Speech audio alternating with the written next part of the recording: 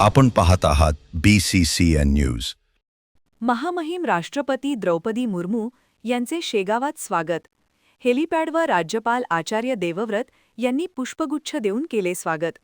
महामहिम राष्ट्रपती द्रौपदी मुर्मू यांचे आज 25 फेब्रुवारीला सकाळी शेगाव येथील आनंदविहार हेलिपॅडवर हेलिकॉप्टरने आगमन झाले.